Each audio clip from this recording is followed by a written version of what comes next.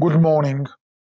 It is a great pleasure to open this discussion with the Secretary General of the OECD, Mr. Matthias Cormann, focusing on artificial intelligence, one of the most transformative forces shaping our economies, institutions, and societies today. Artificial intelligence is not merely another stage in digital innovation. It is a general-purpose technology with far-reaching implications for productivity, labor markets, public services, competition, and even governance itself. Its impact transcends borders, sectors, and policy domains. As such, effective international cooperation in this field is not optional, it is essential.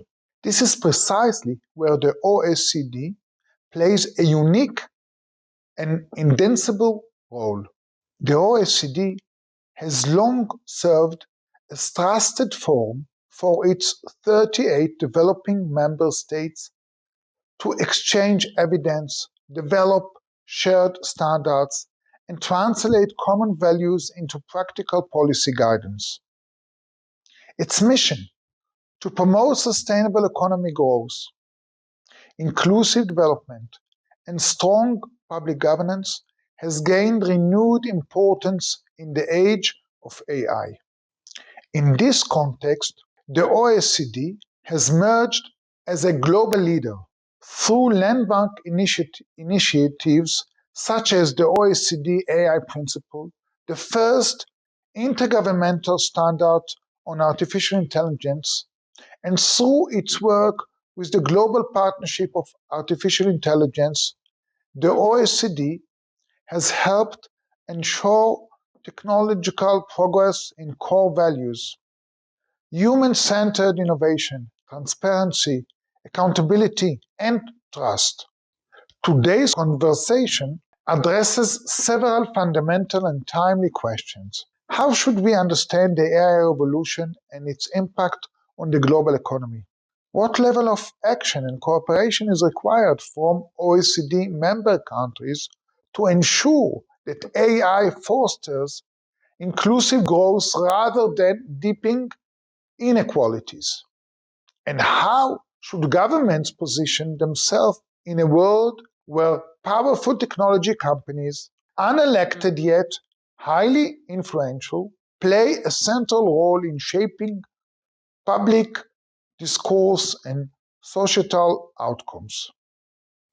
We will also turn to the practical dimension. Where should countries focus their investments? In skills, data, research, public sector capacity, or governance frameworks? What successful examples of AI implementation can offer meaningful lessons for others? And alongside the many opportunities AI presents, what risks must be anticipated and addressed, from bias and opacity to cybersecurity threats, market consultation, and the erosion of public trust?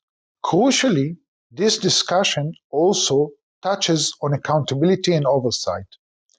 As AI becomes increasingly embedded in public administration and decision making, the role of supreme audit institutions and state auditors becomes pivotal.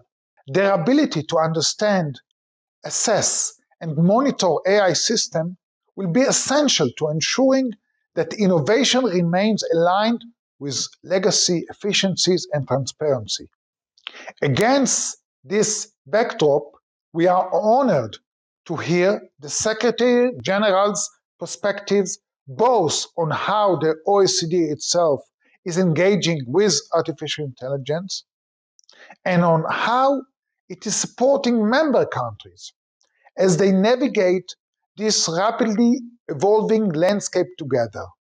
I wish to thank the Secretary General of the OECD, Mr. Cormann, for kindly participating in this conference, which is being hosted by the distinguished chairman of the United Arab Emirates Accountability Office, who had the wisdom to identify the relevance of AI in our lives and address it in good time, with the United Arab Emirates leading in the field. This exchange forms part of the fruitful cooperation between Eurosci and the OECD, which we hope to see continue in the year ahead. I am now pleased to open the discussion. How do you view the AI revolution and its impact on the global economy? The upside opportunities for humanity flowing from artificial intelligence are indeed very significant and very exciting. Significant improvements, of course, in efficiency, productivity and growth, but also enabling major breakthroughs in research and innovation, delivering personalized, tailored, better access to high-quality healthcare services and education, facilitating improved data-driven decision-making across a broad range of areas and indeed delivering environmental benefits, including supporting climate modeling, energy efficiency, or more sustainable agriculture through precision farming, and much more. New OECD evidence shows that across G7 countries, where we have done some work, AI adoption could lift annual labor productivity between productivity growth, I should say, anything between 0.2 and 1.3 percentage points each year over the next decade. That's due to the broad range of sectors with emerging AI applications and also the improving performance of the latest models in language numeracy and reasoning.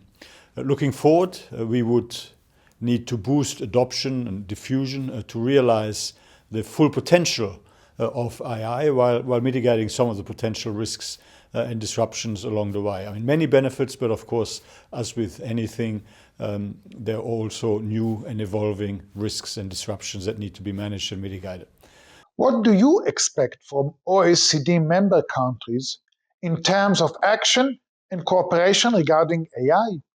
AI is becoming a key driver of economic competitiveness and growth, and indeed also security. So it's no surprise that OECD countries are developing a growing number of national AI strategies and policies. Aligning these regulatory and policy efforts across jurisdictions is incredibly important.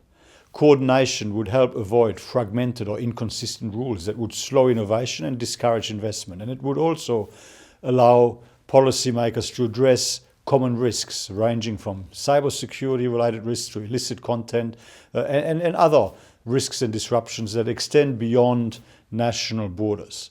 Here at the OECD, we support policymakers with our common standards, our data, our evidence-based policy advice, and we provide a platform for dialogue and peer learning. Our landmark AI principles, which we updated in 2024, support interoperable AI governance using sound risk-based approaches and while really very much focusing in on the respect for human rights, the human-centric development of AI. And we are continuing to expand our evidence base on AI while supporting countries in building cutting-edge AI capacity, including when it comes to expanding and diversifying the supply chains for critical minerals and semiconductors to ensure that really countries across the OECD and beyond can really drive that increased adoption and diffusion. Supporting the free flow of data, also very important among trusted jurisdictions on which the effectiveness of our AI system depends. And developing the skills required so that people can fully participate in and benefit from AI innovation. Much work to be done, much policy work to be done. Thank you very much, Mr. Corman.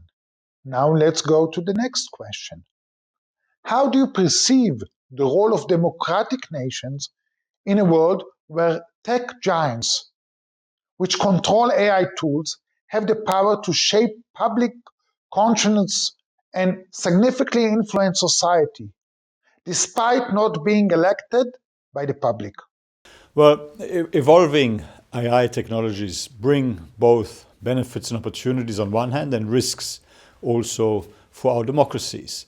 Well-designed AI tools can make public services more responsive, help improve internal efficiency, help strengthen the quality of policy making and policy design, and even enhance government transparency and accountability. But as you quite rightly suggest, AI also brings serious risks. We're already seeing the effects through synthetic content leading to misinformation, and we can expect new and evolving challenges like personalized scams that are very hard to detect. That's why our policies need to do both: capture the benefits of AI while managing and mitigating its risks, so that we can really maximize all of the seizing of all of the benefits while really protecting people to the greatest extent possible from some of the risks and disruptions. Through the OECD Hub on Information Integrity, we are documenting how governments are using AI to support accurate, evidence-based and plural information spaces, and we're also supporting effective competition policy for AI so that AI markets remain open and dynamic, that we're avoiding excessive concentration and keeping a level playing field for innovators of all sizes. What resources do you believe countries should invest in AI? And in which specific areas should those investments be focused?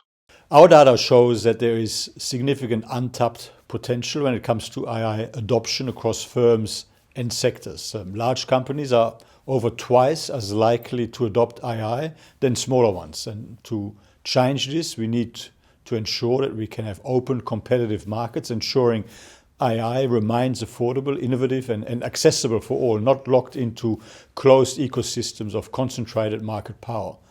Governments can also help by investing in the foundations of digital inclusion and productivity, enhancing broadband connectivity, particularly in rural areas, promoting affordable access to digital infrastructure, including cloud computing power, high-performance servers, and data storage systems, and very importantly, focusing in on the human capital, boosting AI skills in small and medium-sized enterprises.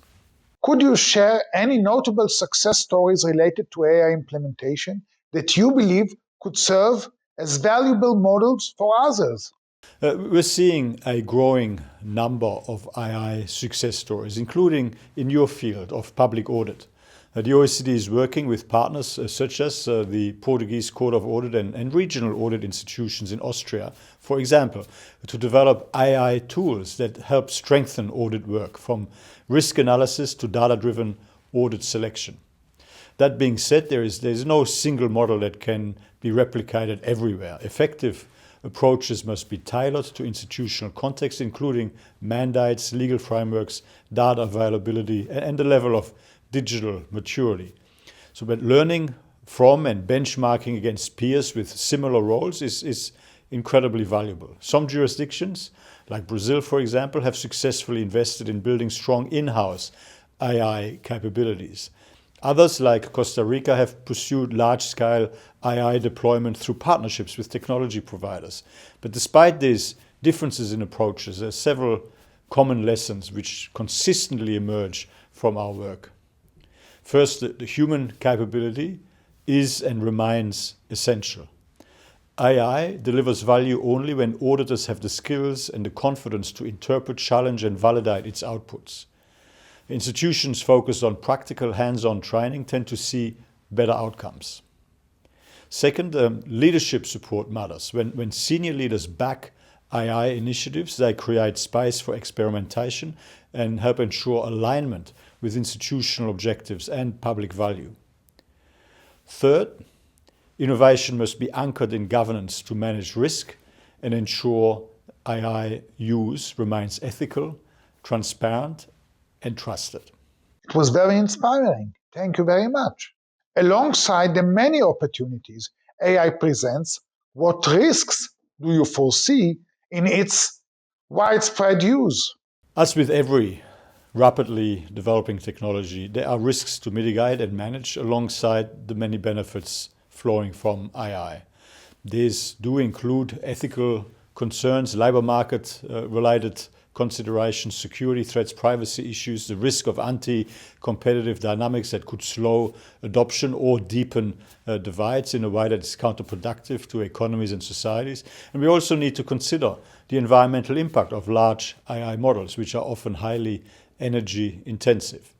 The OECD has long been at the forefront of global efforts to address these risks and to help advance safe, secure and trustworthy AI in a way that respects human rights and democratic values.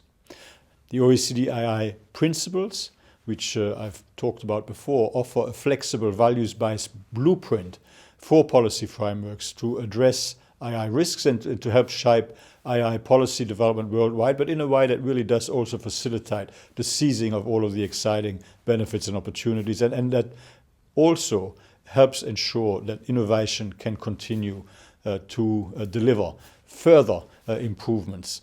We're now developing an implementation toolkit which will provide tailored practical guidance for developing and emerging economies to advance the implementation of the OECD AI principles.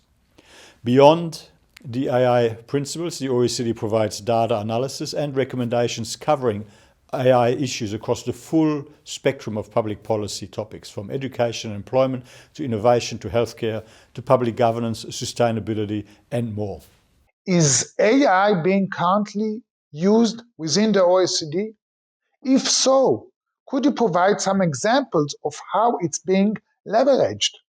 Of course, AI is also changing how we work here inside the OECD.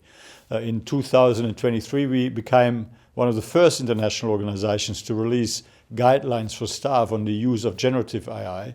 We have since updated those guidelines and we're now developing an organization-wide strategy on AI use to pinpoint where AI can add further value to our work and to the leveraging of our content work and to help ensure that every application is backed by robust risk measures. This also includes exploring uses of generative AI to make some of our corporate services more efficient, for example, in translation and document processing. And there's also been significant uptake of traditional AI in OECD work, from developing new data sources through web scraping to enhancing existing data through nowcasting of economic indicators. That said, we're still carefully considering the full range of potential applications of generative AI in our work and very much with the view of appropriately balancing the upside benefits and opportunities with well managing and mitigating some of the associated risks. How do you see the role of state auditors in relation to AI-related issues, and how can they effectively monitor and assess its impact and usage? Well, as you all know, state auditors today face a dual function when it comes to artificial intelligence, one of oversight and one of adoption. First, audit institutions must be able to provide independent assurance on how AI is used in the public sector, checking legality, ethics, transparency and effectiveness. And that means looking closely at AI governance frameworks such as data protection, risk management, accountability and compliance. And as AI becomes embedded in core public functions, auditors will also need to assess value for money and the real outcomes linked to AI-enabled systems.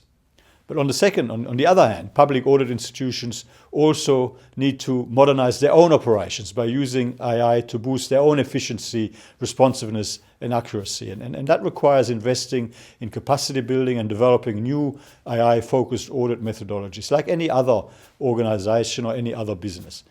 The OECD will continue to support state auditors with our analysis and policy research across both of those priorities, and we very much look forward to continuing our work with all of you in that regard.